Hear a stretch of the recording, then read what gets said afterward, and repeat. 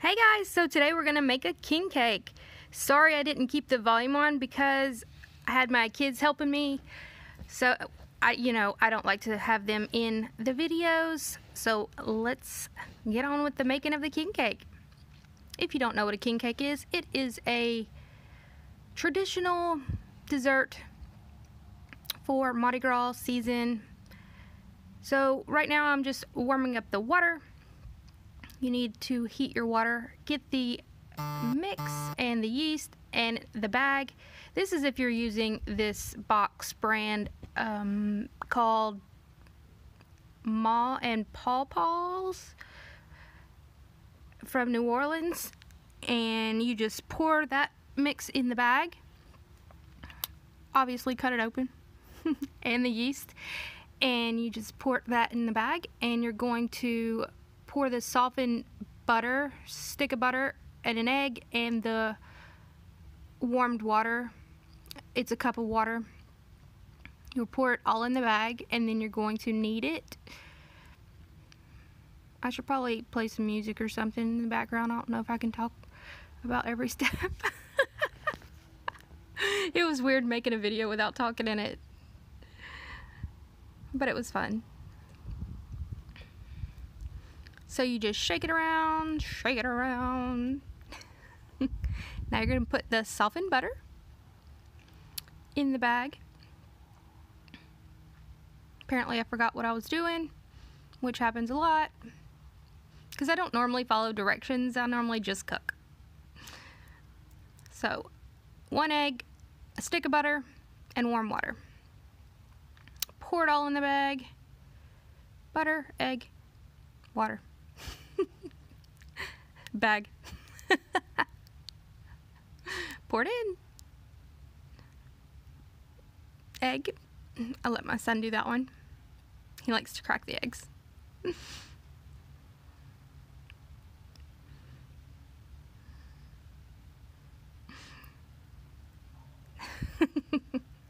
I do have this sped up. So you just put the egg in there. Always crack your eggs into a separate bowl if you don't know that, just in case you have a egg that has weirdness. I try to always get like farm raised, organic, cage free, whatever, but just do that just to be safe, you know, in case there's, or any shells, to where you don't pour your shells into the bag. I used to make a lot of cakes.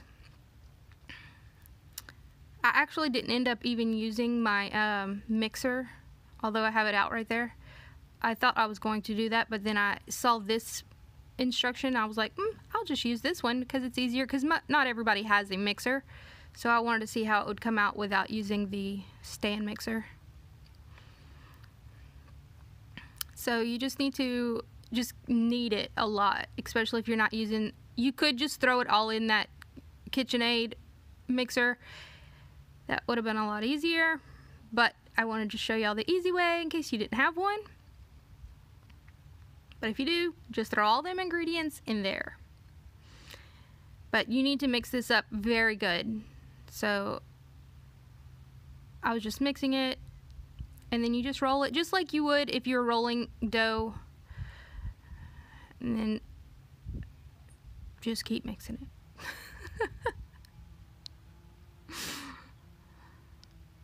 Till it all gets nice and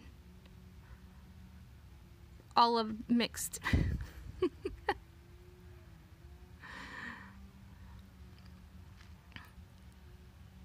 Oh, and someone asked me, well, I told y'all I would tell y'all the colors, what the colors of the Mardi Gras season mean: the purple, gold, and green.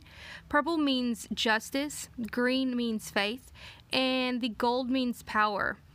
This is due to this being the celebration of the Lenten season, which Lent is the 40 days before Jesus was crucified and then rose again on Easter Sunday.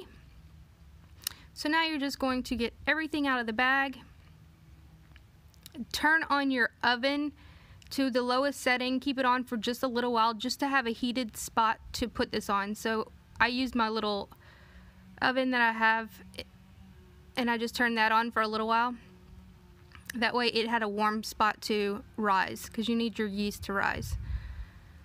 And this is kind of sticky. I probably should have thought this out a little better, but whatever.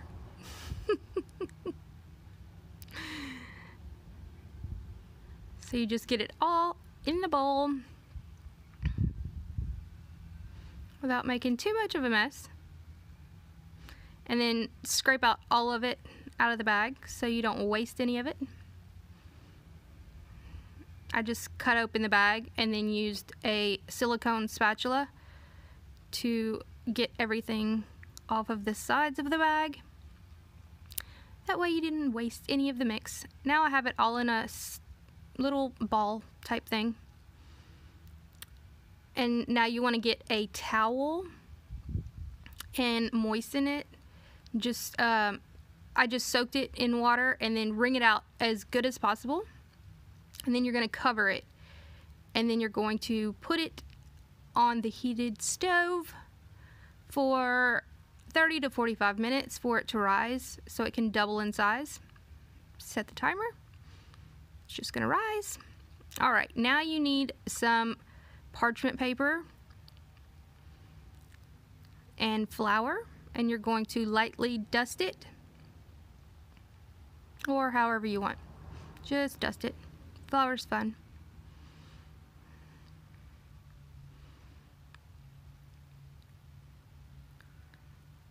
All right. Now you need to dust your rolling pin. I have a rolling pin without handles because I used to make huge cakes. Most rolling pins, as most people know, have the little handles, but that is a professional cake making rolling pin. My kids were like, "That's not a rolling pin, Mom." I'm like, "It really is." Because my youngest don't remember me making cakes. Because ever since they've been born, I haven't really made any big cakes. I'll show y'all some of those cakes at the end. How about that? How about that? So now you're just going to knead it. You need to make this into a rectangle that will be 5 inches by 30 inches. This was not enough parchment paper, so in a minute I'm going to get a longer piece of parchment paper. I measured it out to like 36 inches. That way I had enough extra space. I probably put too much flour on, because it kind of started, you want it to stay a little sticky, but whatever. There's no method to my madness. Just keep rolling it out.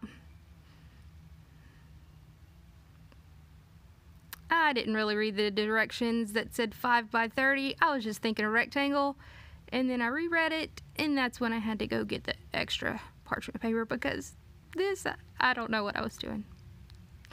I'm like, oh, I thought it just had to be a rectangle. I mean, I guess technically you can do whatever size you want, but if you want to follow the directions.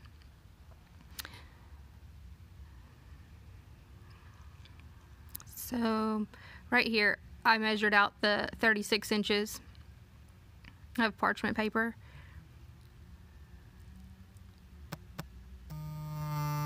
And what I did was I'm going to fold it on both sides. That way it would keep it at that 5 inches. Because if you just let it go, it will just continue to roll out everywhere. So what I'm going to do here is fold it on both sides. That way it'll stay skinny in the middle or whatever. See how I just made it into like about 3 inches, and then I'm going to fold the paper on the sides in just a minute.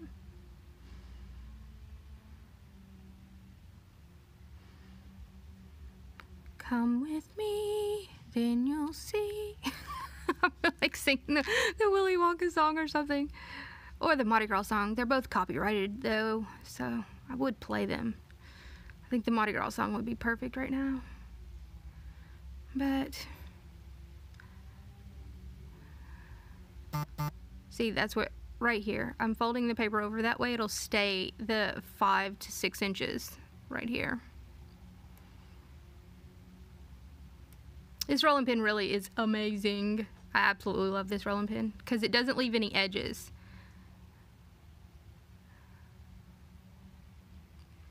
See, there you go. You have 5. It's a little bit bigger than 5 by 30. And now I'm going to, I already mixed this is the praline mix. You mix that with melted butter. I don't think I would put enough butter, so I ended up putting more butter on top of it after I did this. It said 2 tablespoons, but I think you need more, like 4. But I really don't know. I ended up putting 4, so whatever.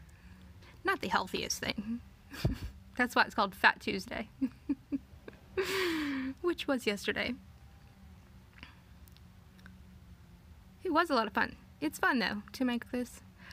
Actually, this is the second time I've made one. I made one in 8th grade. We take Louisiana history in 8th grade here. Well, we used to. I'm assuming we still do. They still do. And we all had to make a project, and I made a king cake with my friend. Oh my gosh, it was amazing with my friend. It was hilarious because I grew up pretty poor in like the trailer, and I went to her house. She had, I will never forget this, her dad had a urinal in his bathroom that was a motion detector. Y'all, this was in the early 90s, so motion detecting toilets was a freaking huge thing. That wasn't even in our mall yet. They like own the local car dealerships. Anyway, so right now I decided to go ahead and put a strawberry mix in with the praline mix. You don't have to do that. You can just use the cinnamon praline mix, but I like mine with filling, more filling. I actually like it more with cream cheese and like strawberry or Bavarian. But I just did kind of almost a smoothie type. I just put strawberries, some water, sugar, and some chia seeds. Chai seeds? Yeah, chai. They're a superfood. I just added those in just for fun because they're so awesome. They don't really taste like anything, but they are a superfood. Amazing for just antioxidants, anti-cancer stuff, and has a ton of other, I don't know, vitamins. Anyway, so now you're going to roll it. Roll and pinch, like a jelly roll.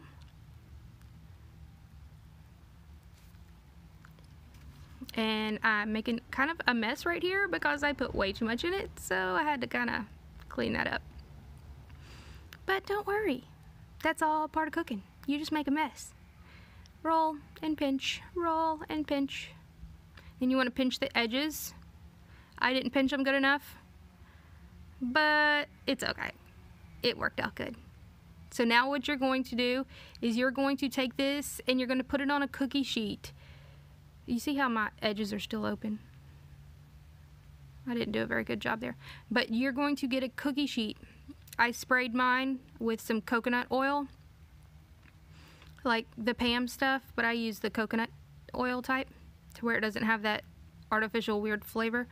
And you're going to make this into an oval. Just hurry up and make it into an oval, like that. The oval signifies the never-ending love for Christianity, and you know, the never-ending love that Jesus gave up his life. So here it is, out of the oven. Letting it you cool. let it cool. And you then see how some of it came out? On it. I didn't pinch the edges good enough. So now you're going to do the icing on the top. So you just pour the icing mix right there, and it says 1 tablespoon of water. Again, that's wrong. You need probably 3 tablespoons of water, because I'm going to show you what consistency you need it at. See, a 1 tablespoon only made it to like that, but you're going to need it into a much, not watery, but you need it into, you see how that it's not, that's not right. So I added some more water. I should write them and tell them that they need to put more water on the directions, because most people don't know, you know, what they're looking for. You see, watch, you see how it's starting to get a little more watery? Like that. That's perfect right there. That's how you need it.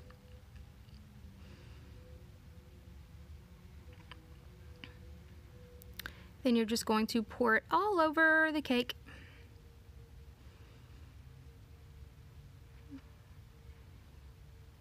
I know, it looks delicious. Yeah, yeah.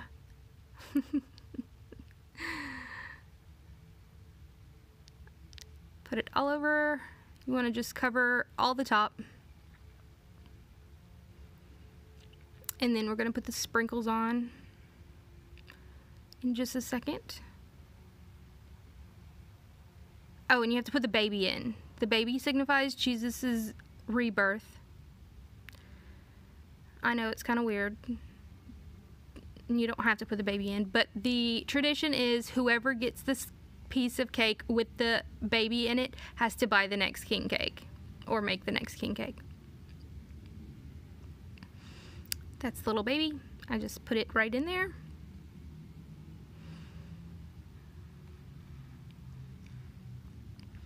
Now you want the sprinkles. So you could just mix them all up, but I did gold, green, purple, gold, green, purple. That way you can tell them apart, but some people do all of them just mixed. It's all up to you. And that's really about it. And here's the ending project right here. There you go. Of course, I decorated with some beads, put it on a cake stand. There you go. Y'all have a great day. So here are some of the cakes I've made in the past. This is my cousin's wedding cake. This is definitely one of my favorite cakes that I ever did. Took me a few weeks to make, but it was definitely worth it. Unfortunately, they're getting a divorce, but that's besides the point. So this is just a topper, a baby, in some leaves. There's no meaning behind it. Don't try to decode it. It's a baby shower cake. And these are some cookies that I stenciled for Easter. And it's just a regular rabbit cake. And this one I love. It is a Dr. Seuss theme Easter topsy-turvy cake. So it is leaning on purpose. This was extremely hard to do because it's falling over purposely, but it's hard to get it to stay like that. This is my daughter's princess cake. It is a, you know, one of those princess pillows or whatever. And this is my sister-in-law's birthday cake for her 21st birthday. That was a long time ago. My nephew's first birthday Elmo cake. This is another baby shower cake. They are from Honduras, so it says baby instead of baby.